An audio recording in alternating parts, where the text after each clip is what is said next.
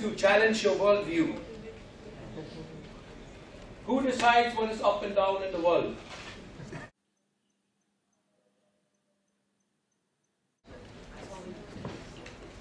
This is Madagascar, this is Yemen, and South Africa is up.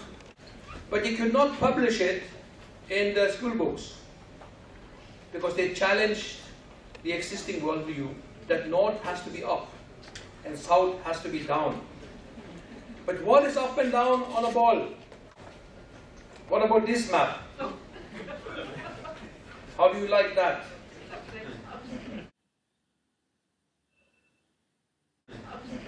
It's a nice map for India, no? India comes in the center of the world.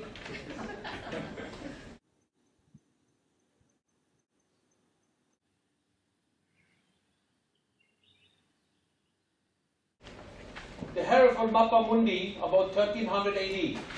Hereford Cathedral, England, a classical TO map with Jerusalem at center, east towards the top, Europe, the bottom left, and Africa on the right. This is the correct worldview.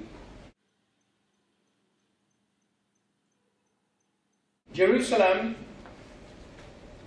has to be in the center of the world. You see the red color on this map? That's the Red Sea.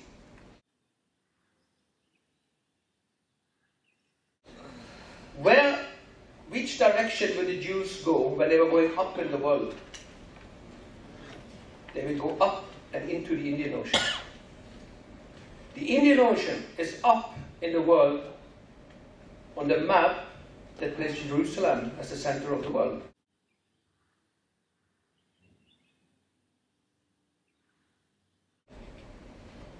Bunting Clover leaf map from 1581 AD, woodcut. Magdeburg, Jerusalem is in the center, surrounded by Europe, Asia, and Africa. Ah, I love that map. The heart, the center of the world is the city of Jerusalem. What is God saying about this?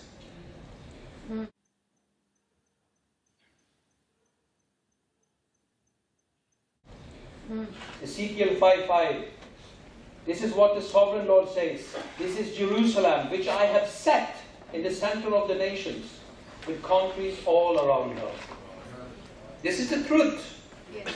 This is how God looks down on the world. Yes. Jerusalem is my city. It is the center of the world. The NIV translation of the Bible, not everybody likes that translation. Let's take a look at New King James Version, which is very much used among pastors and Christian leaders. It says the same. Thus say the Lord God, this is Jerusalem. I have set her in the midst of the nations and the countries all around her. If you don't have this worldview, you have to change your worldview. Because you need to have the same worldview as God of the Bible. Yeah.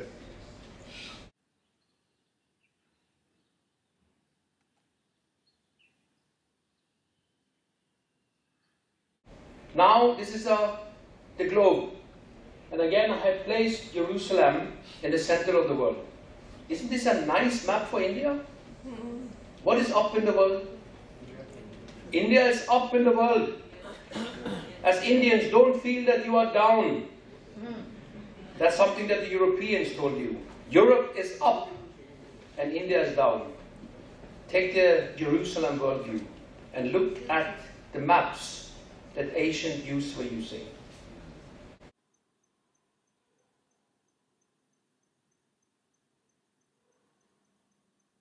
And we saw Dr. Shalva Vail quoting for the same scriptures, 1 King 9, 26, 28. King Solomon also built ships at Esion Geber, which is near Eilat in Edom, on the shores of the Red Sea, and Hiram sent his men, sailors who knew the sea, to serve in the fleet with Solomon's men. They sailed to Ophir and brought back 240 talents of gold, which they delivered to King Solomon.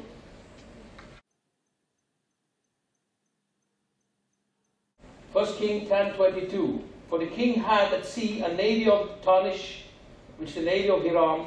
Once in 3 years came the navy of Tarshish, bringing gold and silver, ivory, and apes and peacocks. It's all found on your coast. It's all found on the Konkan coast. Even sandalwood. You remember the sandalwood smuggler? Virapan? Everything is here. With reason, you can say, Ophir, the biblical Ophir, is on this coast.